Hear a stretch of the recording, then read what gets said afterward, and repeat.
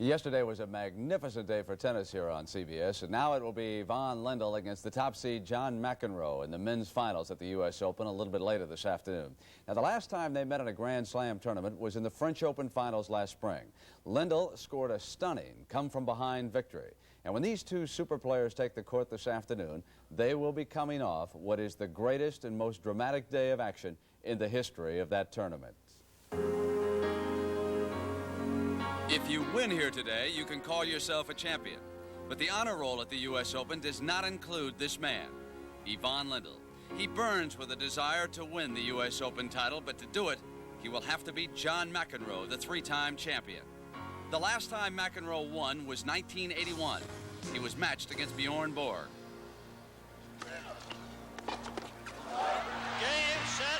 And for Borg, he would retire without having ever won the U.S. Open. But the next year, 1982, McEnroe met a new force, Yvonne Lendl of Czechoslovakia. And the big Czech had McEnroe ducking for cover.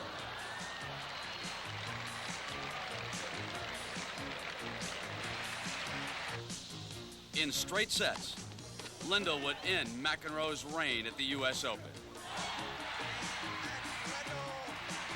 6-4, 6-4, 76, thank you.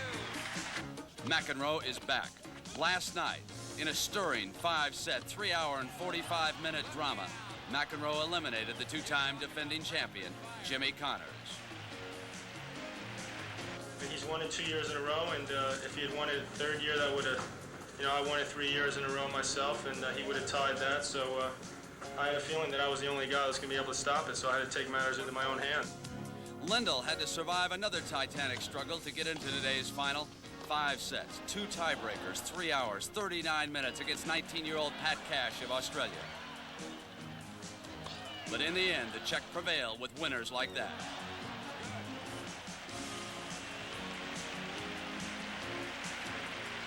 Lendl and McEnroe played for the French Open title. McEnroe won the first 2 sets, but then the big Czech rallied to win his first Grand Slam championship. Now he burns for one more. And you're left wondering if McEnroe and Lendl can perhaps live up to yesterday's performances. John, of course, played far into the evening last night. Lendl a bit fresher coming into the match, but John is such a well-conditioned world-class athlete, probably will not bother him too much. Anyway, it's Lendl and McEnroe coming up later today, and right now let's send you back to the stadium and the NFL game you're enjoying on CBS. Back at Veterans Stadium in Philadelphia, our score at halftime. We've seen 4 field goals. The Eagles lead the Vikings by 6. Hi, everybody. I'm Jim Kelly, former Dallas Cowboy All-Pro wide receiver Drew Pearson alongside. And Drew, for two teams that combined to allow over 70 points between them, those defenses played pretty well first half. That's right. Both coaches had said that their defenses are better than what they've shown. And so far today, their defenses are dominating this football game. How about adjustments on offense? Do you expect anything different in the second half? I think the main concern for both teams offensively is when they get the ball in scoring territory, they got to put the ball in the end zone via the touchdown. Penalties have hurt both teams, the Vikings and the Eagles. It's a low-scoring football game, and we've got a good second half coming up. Eagles on top over the Vikings, the second half kickoff following these messages. We're Manufacturers Hanover, helping you grow wherever you are. An investor receives her dividend check in Boston. That's our bank's corporate trust division. People count on them. A corporate jet takes off from O'Hare. Our leasing corporation did that. A family adds a playroom in Tampa. With a home equity loan from our Finance One subsidiary. We're Manufacturers Hanover. And now you know why. We're called the financial source worldwide. Forget everything you know about shaving and get ready for the extraordinary. Get ready for Edge Extra Gel. The extraordinary gel with over 40% more lubricants than the leading foam. For extraordinary closeness. Extraordinary comfort. Experience Edge Extra Gel.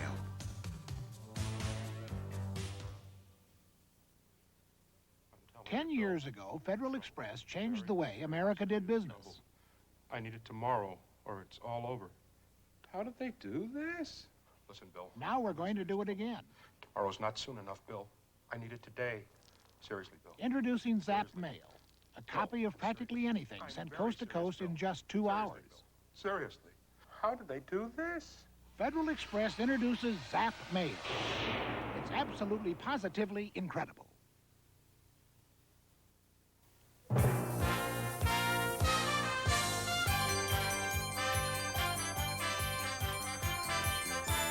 CBS Sports coverage of the National Football League is sponsored by Michelob. One smooth and mellow taste tells you that some things speak for themselves. Wang. Wang puts people in front of computers. And by Sears, where you'll find great values. There's more for your life at Sears.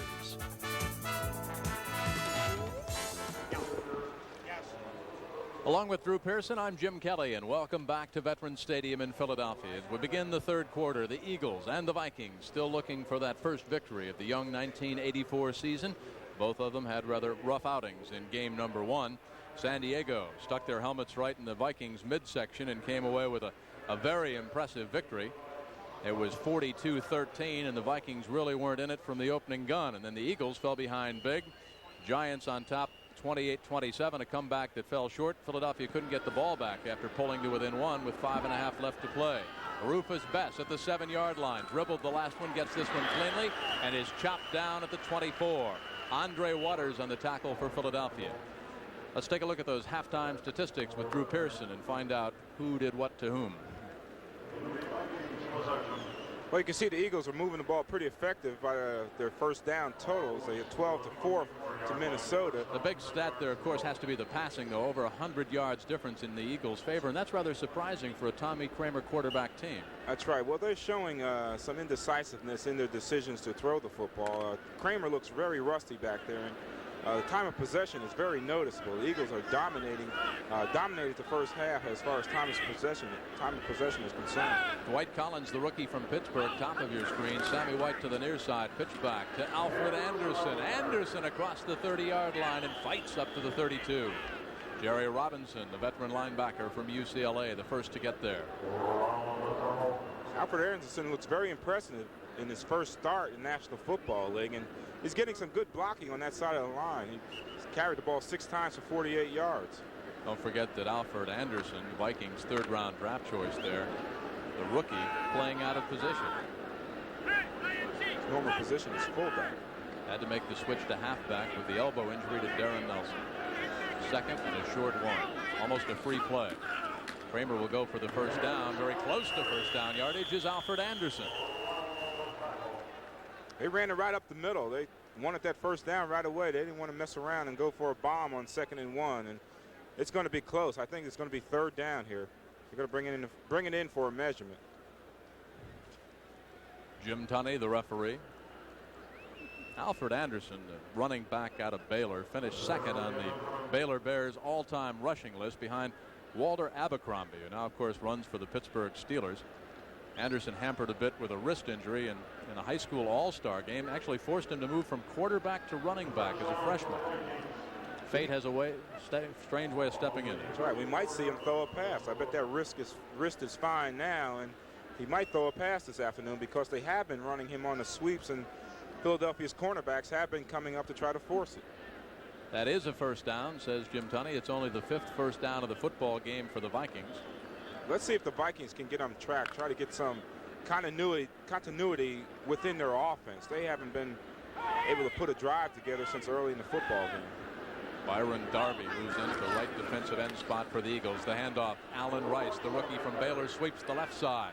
Chops his way across the 42-yard line in the grasp of Anthony Griggs. So you've got 2 Baylor Bears in there now, and both of them rookies.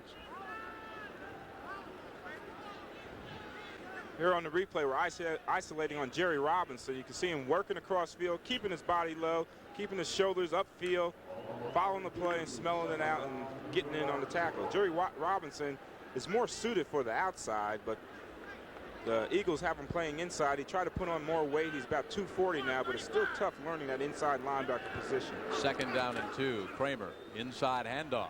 That's Alfred Anderson. Anderson does it all on his own. He was chopped behind the line of scrimmage for a short loss, then kept those knees turning, barreled over Reggie Wilkes, fought his way down to about the 48-yard line, but a penalty flag is down, and it appears to be holding against the Vikings. Well, I think Dwight Collins, the wide receiver on that side, was a little too aggressive on cornerback Bernard Wilson and just kind of slung him to the ground. You see Jerry Robinson indicating over to the Eagles bench the penalty call there. You talk about Jerry Robinson being better suited. What an athlete he was in high school. I mean, he rushed for 350 yards and scored 5 touchdowns. During the run, 10 yards, still second down. We hear from Jim Tunney. I was doing a football camp in California, and one of the campers in that camp was Jerry Robinson, and a lot of the coaches were high on him at that time, and of course he went on to UCLA to be an All-American football player. But at that time, even though he was still in high school, you could see that Jerry Robinson had all the qualities to be a good professional football player. He is the heart of that Eagle defense, the man that Marion Campbell relies on for inspiration and leadership. Motion across. Kramer pitches back on 2nd and 7. Anderson, Reggie Wilkes, and Jerry Robinson are there. No gain. The Eagles defense answered the call. Well, the Eagles defense is rising to the occasion. They're showing a lot better effort than they showed last week, and this looks like the Philadelphia Eagles. Very conservative in what they do, but very aggressive at the same time as far as getting to the ball and making the play. How about the secondary of Philadelphia? When you look at Herm Edwards, Wes Hopkins in there now, your old nemesis Roynell Young, are they as aggressive as they ought to be? It always seems to me Herm Edwards gives you that extra yard or two. They're a good secondary, but they're kind of restricted. Hit on Anderson back deep at about the 15-yard line. Had a good punt return of 26 yards, nullified by a holding call in the first half. Low snap. Coleman gets it away. Angles a high spiraling kick. Beautiful kick. It backs Cooper up to the 9-yard line. So the Eagles' first possession of the second half will start deep in their own territory. Philadelphia has had 3 field goals. The Vikings have had 1. It's a 6-point Eagle advantage when we come back.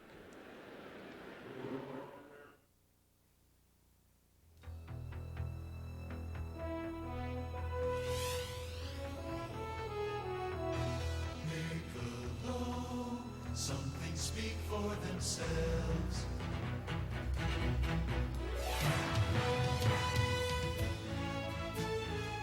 Michelob, one smooth and mellow taste tells you all you need to know. Michelob, some things speak for themselves. Aha, there's a thief in this attic. This skimpy amount of insulation can rob you blind on your fuel bill. Fight back with the attic blanket from Owens Corning. It's the thickest, most powerful roll of thermal protection you can have. It can help you save money on your fuel bills. It is an open and shut case. Owens Corning. Our building products put your house in the pink. Time left in the third quarter. First Eagle possession so far. You look at number 31, Wilbert Montgomery, just 29 yards more to pass Steve Van Buren for the all-time Eagle rushing record. Wilbert, of course, missed most of last year. He missed 7 straight weeks after arthroscopic surgery on his knee. And I don't think Philadelphia is happy to have him back running and catching out of the backfield. Jaworski looks over the defense. Hubie Oliver. That is a Philadelphia first down. Dennis Johnson hanging on. Sometimes we forget what an effective runner Hubie Oliver can be. He was really the only healthy back through the whole season last year for the Eagles, and not only a great blocker, but a good runner once he gets that ball. You can see him going from right to left on your screen, and he gets around that corner and gets in the secondary, and tough man to bring down when he gets out in the open field. Out of Arizona, he won 4 varsity letters there. He rushed for over 100 yards 9 times. Had 166 yards one time against Colorado State, but he was not heavily recruited out of high school.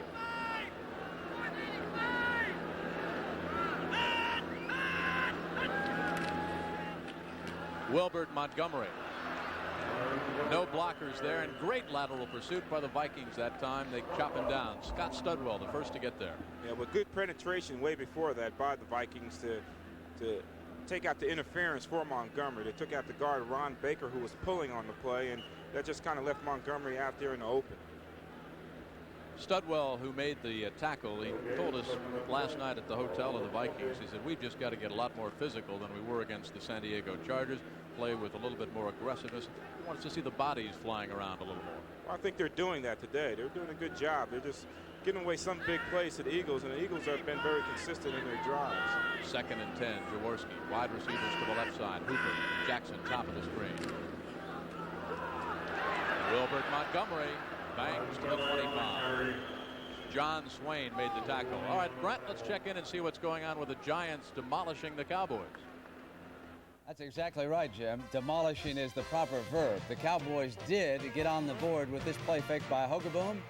Cosby open in the end zone, but right now it is still 28-7 Giants over the Cowboys. Back to Jim.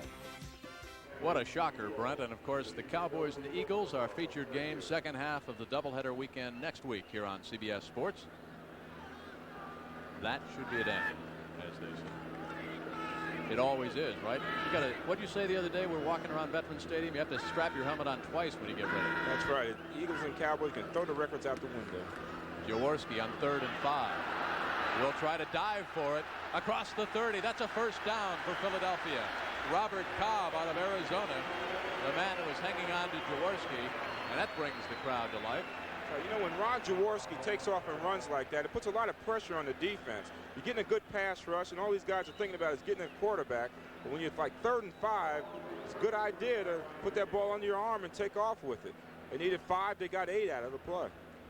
You could see the excitement in Ron Jaworski's eyes over the game plan, couldn't you, in the locker room the other day? Yeah, he's very happy with new offensive coordinator Ted Marshall-Broden and his new offensive philosophy. It's a lot of things Ron Jaworski knows, so he's familiar with the offensive philosophy so far. Kenny Jackson left, Mel Hoover right. Jaworski quick out. He's got a sliding Kenny Jackson at the 47.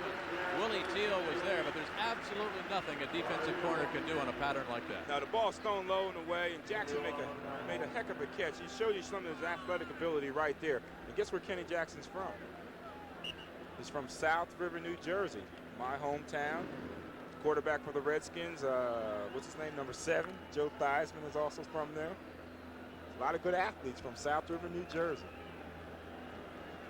Not far from here either, right up the road, about 45 minutes. Preceding brought to you by the South River Chamber of Commerce and Drew Pearson. 1st and 10, Philadelphia from their own 46. Quick pitch, Hubie Oliver, Wilbert Montgomery with a block, but nobody can do much when there's a defensive lineman hanging out of the back of your jersey, and that was Doug Martin, got his claws out there at the 45. Now, we hear a lot about Doug Martin being an effective pass rusher, but he's tough against that run. He's a veteran player, and he reads a lot, and he can smell out that run and make the play when necessary. His brother George is the defensive lineman for the New York Giants. They must be having a field day up there. That's right. You can see Martin working down the line of scrimmage and just gets his Hubie Oliver in the grafts and yanks him back. 2nd and 11. Mel Hoover comes to the near side. Kenny Jackson, top of your screen.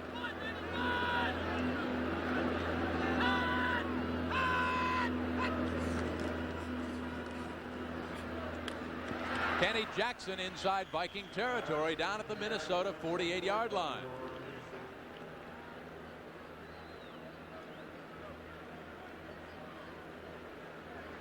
Well, Kenny Jackson kind of waiting for the flow, all the action to go in front of him, then coming underneath the action. It's what we call in Dallas a zoom route. Let the action take place, time the route to come in and pick up 4 or 5 yards on the play. Kenny Jackson, 4 catches, 46 yards.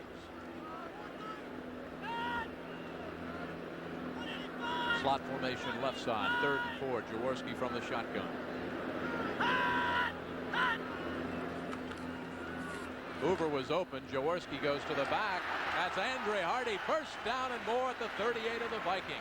Boy, Melvin Hoover was all alone down here at the 45, and Jaworski knew right away who he was going to. Yeah, that was a nice pass by Ron Jaworski. He had nothing but touch. We hear about the Polish rifle, Ron Jaworski zinging the football, but that time he put the touch on the pass and just laid it in there to Andre Hardy. And Andre Hardy, they're very high on. He's a big player, and he thinks they can. The Eagle coaches think they can help him. You see Jaworski there. You can see just a touch. Just lay it in there to Hardy. I guarantee you, if you can't catch that, you can't catch nothing. Billy Matthews, the Eagles running back coach, said that Andre Hardy's a Chuck Muncie or Theodis Brown type of running back. Good hands and give you the big run when you need it as well. 1st and 10, Philadelphia from Minnesota's 39. Clinging to the football, both arms wrapped around it. Hubie Oliver bangs inside the 40, down to about the 38 in the grasp of Mark Mullaney. Again, the Eagles have a good drive going here, and the thing is they had these drives going in the football game up to this point, but something's always come up to stall them. Let's see if they can continue this drive and get the ball in the end zone with a touchdown. Jaworski, he's completed his last 6 passes. Big disparity as far as first downs are concerned, but not a big disparity up on that scoreboard. No, but the Eagles are keeping their offense on the field, keeping the Viking defense on the field, and time of possession is just awesomely in favor of the Philadelphia Eagles. 5:10 left, 3rd quarter. This is the Eagles' only possession of the 3rd quarter, a long sustained drive. Safety valve, Andre Hardy. Andre Hardy inside the 30, inside the 25.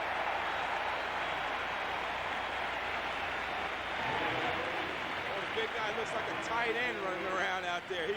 He's a running back. Jaworski set that screen up real nice, kind of let the rush come at him. It made things happen. You can see him looking downfield. He's looking like he's trying to throw it. He even tries to pump it one time, knowing all the time he's going to go to the screen. And there's Hardy doing his thing in the open field. Andre Hardy, he looks like a refrigerator when he comes at you. A 13-yard pickup. It's another Philadelphia first down. John Spagnuolo, the tight end, is also down at the 25. Eagles lead by 6. We'll take time out.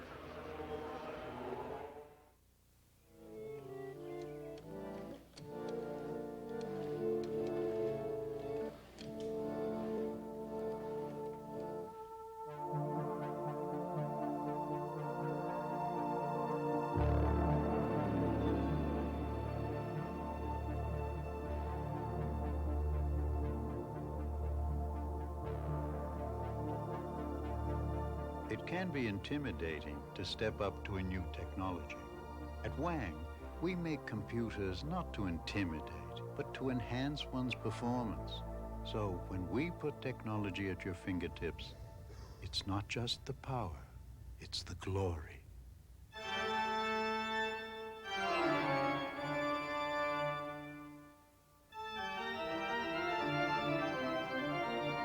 Wang. We put people in front of computers.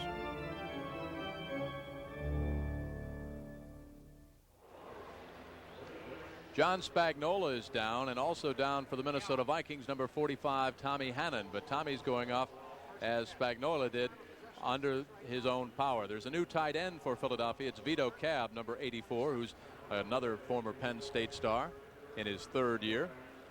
You know, you look at the time remaining, 4 minutes, 40 seconds, Drew, and this Philadelphia Eagle drive started back at their 10-yard line. They've run off almost 7 minutes on the drive. It's been a good sustained drive for the Eagles, something they wanted to do. And again, they're mixing up their plays. They're calling the pass plays on first down. They're throwing screens. They're getting everybody involved in the action. Kenny Jackson comes out wide to the left side, and at the top of your screen is Melvin Hoover. Jaworski bends in, 1st and 10. Pitch back, Wilbert Montgomery behind Hubie Oliver. Rockman throws a block, and Montgomery dives inside the 20 to about the 18. Scott Studwell. His arms are about the size of my legs. His forearms. Yeah, he's a great specimen. That's what it takes that to play in the middle nowadays. You find these middle linebackers going 235, 240, and sometimes in the case of Matt Millen, where the LA Raiders, they go as much as 255, 260 pounds. They're kind of like defensive linemen that can move. 2nd down and 5. Jaworski sends Kenny Jackson to the bottom of your screen. Melvin Hooper to the top side.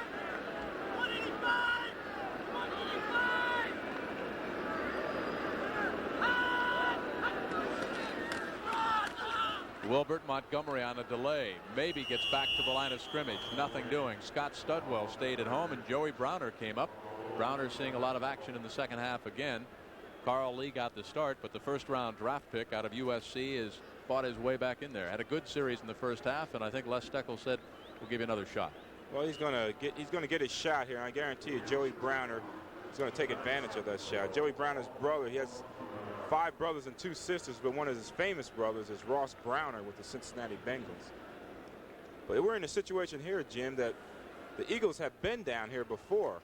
We got a 3rd and 7 They need this first down to keep this drive going. They don't want to settle for another field goal.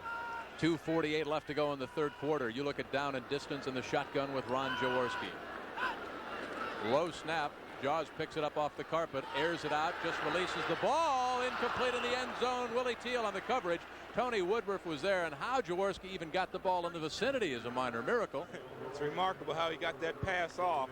Good pass rush by the Vikings in that situation, and just kind of threw it up there and hope that Woodruff can come back and make the catch. Sometimes that defensive back's got his flow going one way, and the receiver can see the ball so he can stop and come back. Sometimes that play works when you throw it up like that, but not in this case. You're a former high school quarterback. That low snap from center throws the timing off, and when you bend down to pick up the ball and you look up and you see Doug Martin and Charlie Johnson bending down, you're going to throw it away. That's right, Jim. What it does is messes up your read. Those Youngstown State Penguins are back in there. Jaworski holds. McFadden, he has been perfect. He's got a pair of 37-yarders to go with a 27-yarder and a 49.5-yarder before halftime. And the Eagles lead the Vikings 4 field goals to 1. It's a 9-point Philadelphia Eagle advantage. That drive used up almost 9 minutes, but they only came away with 3 points. So it's not a big lead despite the huge edge in the statistics.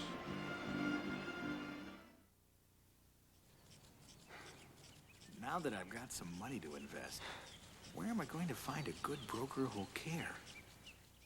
Dean Witter understands that any money you're investing is a lot of money to you, so you can be sure they'll care, no matter who you are or how much you have. That's how the Sears Financial Network does business. Visit any Sears Financial Network center or Dean Witter office. The Sears Financial Network. Trust us to make it work for you. Here's New L.A., brewed for all the great taste you've come to expect from Anheuser-Busch. You've shaped this world and changed it, made it better, rearranged it, in the way you think and what you drink and everything you do. Taste L.A. for smoothness, drinkability, and just half the alcohol of our regular beers. For the way you live your life today. For the way you live today, L.A. For the way you live, L.A. Taste it. Can Scott Baio handle 3 kids and a co-ed? Is there any chance that any of the girls in my school are going to look like that? No. He's Charles in charge. Vikings dodged a bit of a bullet, Drew, when they only had to give up 3 points after a 9-minute drive by the Eagles. That's right. You know, if they get a touchdown on this drive, they're only 3 points down or 2 points down.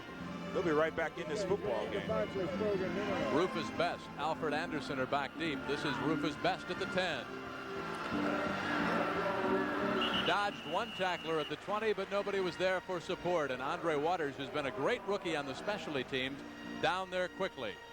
Well, he's the man that makes their specialty teams go, and it's a rookie, and it's one way you can make the football team. And all you got to do is hustle and get down there. And Andre Waters is not that big. You can see him hustling down there, getting to the play, and making it happen. That's why he's on this football team. 1st and 10 Vikings from their own 21 when we come back. It's so smooth it won't skip or drag. It won't even scratch this delicate surface. This is the new Papermate AccuPoint roller pen. The AccuPoint has a stainless steel point and metal rolling ball for remarkably smooth fine point writing. Now, if that sounds impressive, wait till you see what it can do on a far more demanding surface, like paper. The new Papermate AccuPoint. And now the pencil that's always sharp, the new Papermate SharpWriter pencil. 17 hours. That's how long it took us to paint this house with a brush. Then we painted it in just 6.5 hours with a Wagner Power Painter. This wicker chair took over an hour, but less than 5 minutes with a Wagner Power Painter. A shutter that took 20 minutes, a Power Painter finished in only 3. It's a tool so versatile, it has a flexible spray tip and a way to draw paint right from a can. A Wagner Power Painter. It's the right tool for painting. Line of scrimmage, the 21-yard line. The offense has been off the field for the Vikings for a long time, almost 9 minutes. Do you lose something in your intensity and your timing?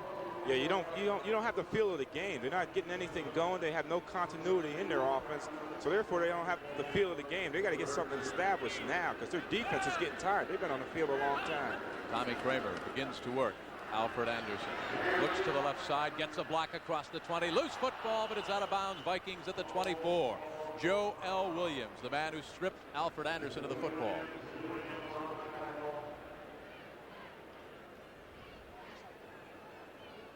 Kay Stevenson really having some problems with the Buffalo Bills, and Jim Hannafin has the Cardinals off in front by a 24-point lead. Atlanta coming back. They were behind by 7 most of the game. And the Giants, that is a shocker.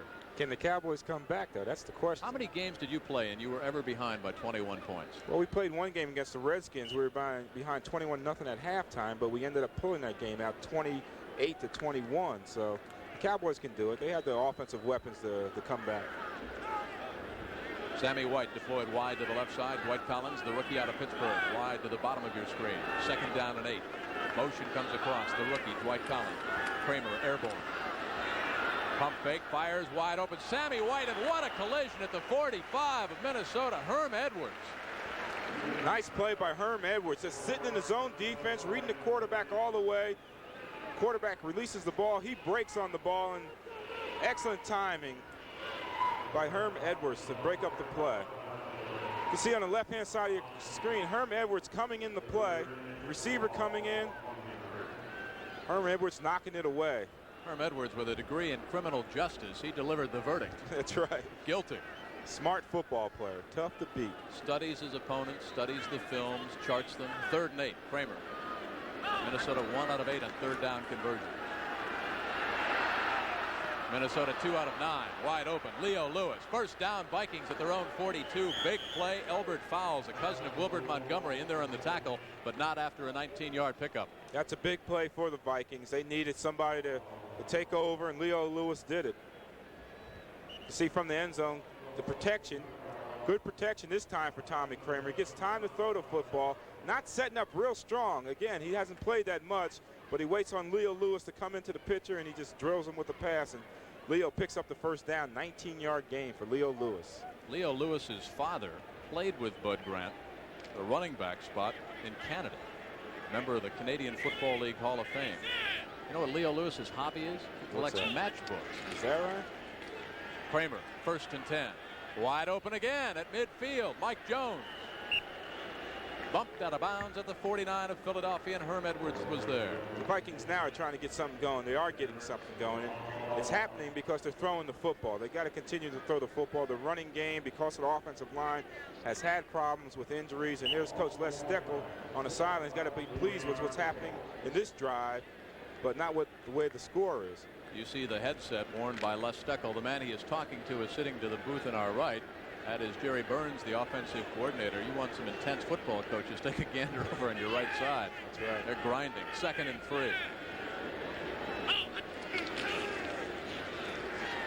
Alfred Anderson. Boy, great speed around the corner on the right side. He is very deceptive when he turns it on. Well, he's so big. When he came out of high school, he was a quarterback and didn't have the size he has now. But through the weight program at Baylor University, he built himself up, and now he's effective as a running back, and he still hasn't lost anything with the speed. And he can get outside. You just got to give him a little room. And when you got a 2nd and 3 situation, give him a little room outside, and he'll pick up that 1st down. 12-yard gain. Yeah, he just ran away from Reggie Wilkes. You saw number 83 break the huddle. That is Steve Jordan, the tight end. Don Hasselbeck, the 8-year tight end out of Colorado, former New England Patriot, former Los Angeles Raider, is also in there. So double tight end in there for blocking for Kramer. Off to Alfred Anderson. Penalty flag is down in the backfield.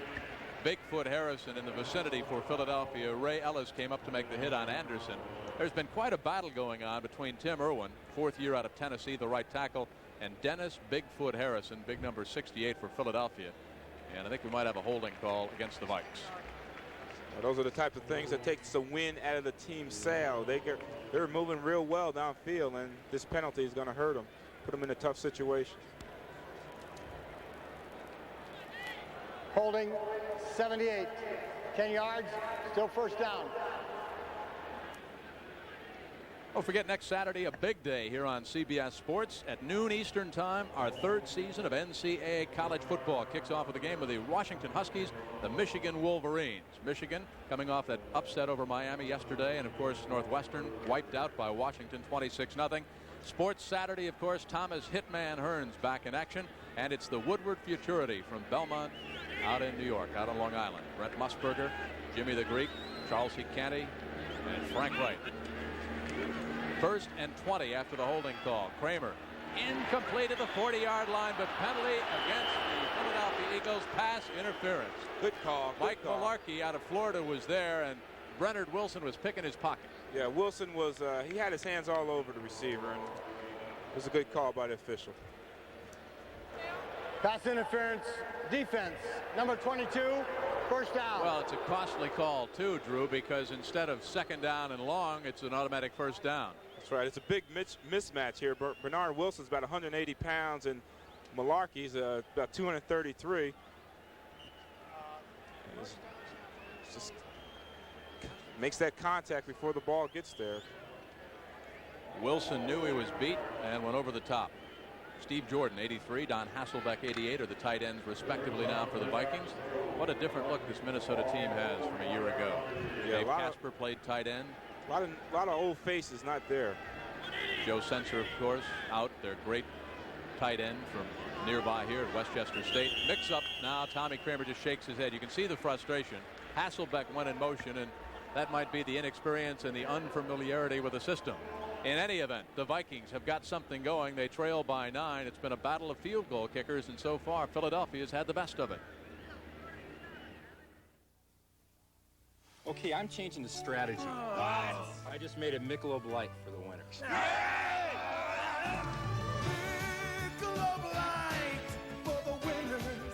Would a bunch of guys really play this hard for a beer? Well, it is Michelob Light, the rich, smooth taste you can compare to any beer you like. Michelob Light for the winners. You know what I like most about winning this game? What? The trophy. Michelob Light. Going three-wheeling, it's my lucky day. Going three-wheeling, come on out and play. Do you know why Honda makes 9 different kinds of easy-to-ride three-wheelers? Going three-wheeling, got the Honda ATC. So your family can have 100 different kinds of fun.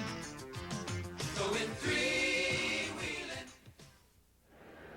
The Vikings scored first on a field goal by Jan Stenerud from 38 yards out. Since then, 4 Paul McFadden field goals, and there where we are with just 54 seconds left to go in quarter number 3. But the Vikings have got a drive going. It's 1st and 10 from the 41 of Philadelphia. Mike Jones to the top of your screen. Sammy White comes down to the near side. Tommy Kramer, after taking a timeout, sends Alfred Anderson across. Unloads. Great catch by the tight end Steve Jordan inside the 30 down to the 27-yard line. Kramer put it on a string, a 14-yard pickup, 1st down Vikings. Oh, that's got to help the Minnesota Vikings. Great catch by Steve Jordan. Coach Steckel calls him Ivy because he's from Brown University in the Ivy League, and he just goes up and makes these plays. And being a receiver, sometimes that ball comes right into you, but the toughest catches are the ones we're supposed to make, and they're the ones we have to concentrate most on, and Jordan pulled that one in. That's his 2nd reception for 27 yards today. Well, he's got the good hands. He's a former quarterback, played tight end as well in high school, South Mountain High School out in Phoenix. Missed the first 2 games last year with a sprained ankle, and of course the tight end is so important, always has been in Bud Grant's offense. Remember Fran Tarkenton dumping off all the time? That's right, and they missed the real tight end, Joe Sensor, who's been out with an injury. He'll be out for the season. 1st and 10 Vikes. Time winding down 3rd quarter. Should be the last play. Wide receivers left and right. Jones to the bottom of your screen. Alfred Anderson rambles, barrels inside, hurdles over a couple Eagles, and is bowled down at the 15. Ray Ellis chased him out of bounds. I like Alfred Anderson. He is a very impressive running back, a rookie out of Baylor. That's the end of the 3rd quarter. It's been a battle of field goals. Philadelphia has 4. The Vikings have 1. That's our score. And we'll be back as we pause now for a word from your local station. Next, it's John McEnroe and Yvonne Lendl in the singles final of the U.S. Open Tennis Championships. See it here live on CBS Sports. Next. This is CBS.